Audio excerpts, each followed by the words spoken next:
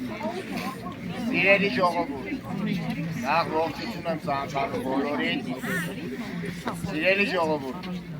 մեր բանակի կազմավորման տարելից է արդիվ այսօր մենք հարգանքի տուրք պատուցեցին մեր զոհված ընկերների, մեր նահատակված ընկերների առջև։ Ես որպես զինված ուժերի պայծնազորի փոխգնդապետ մոտ 30 տարի ծառայություն տարած սպա, ես ուզում եմ ուղղակի կոչով դիմել բոլորին, որ մենք ունենալու ենք մեր հզոր բանակը կրկին, մենք ունենալու ենք կրկին մեր Արցախը ետ ենք բերելու, ոչ մեկը թող չընկճվի, մեր զինվորը, մեր բանակը չի պարտվել, պարտվել է քաղաքական իշխանությունը, թե Արցախի, թե Հայաստանի Հանրապետության, մեր զինվորը միշտ եղել է առույգ, մեր զինվորը, մեր 18 տարեկան այն տղաները,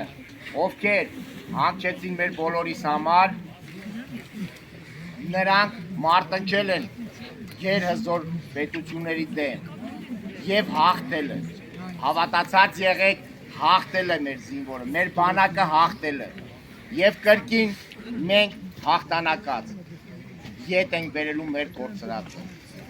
փառք մեր զոհված նահատակներին, փառք մեր ընկերներին։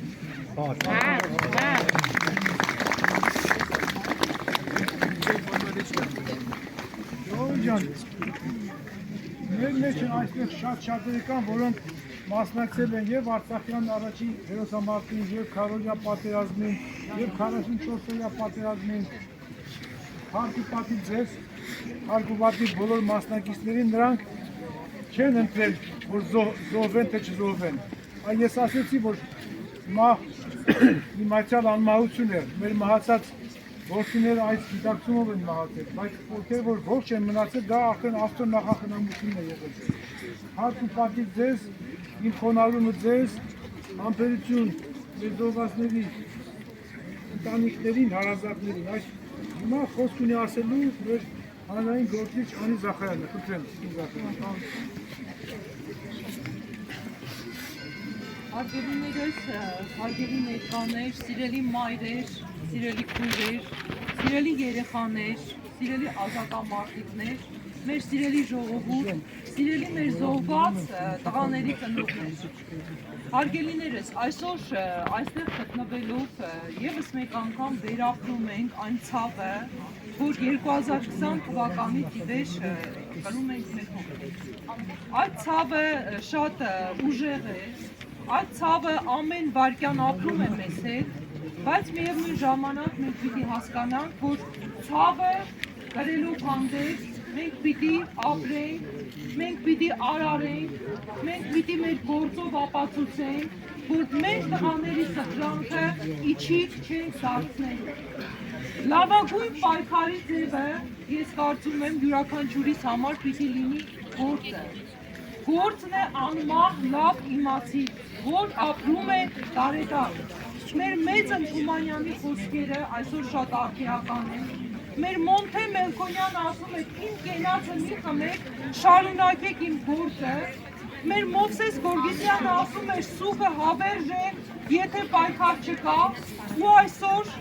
մեր գործը պիտի դառնա այն պայքարի ձևը, որով մենք պիտի առաջ շարժենք։ Ուսուցիչը պիտի շարունակի կրթել, բժիշկը պիտի շարունակի ծառայել իր գործին, զինվորականը պիտի շարունակի ծառայել, քաղաքական պետական գործիչը պիտի զբաղվի հայրենասիրությամբ, ու այդ բոլոր գործը միավորելով պիտի դարձնենք մեր ապագա հայրենիքի պետության հիմքը։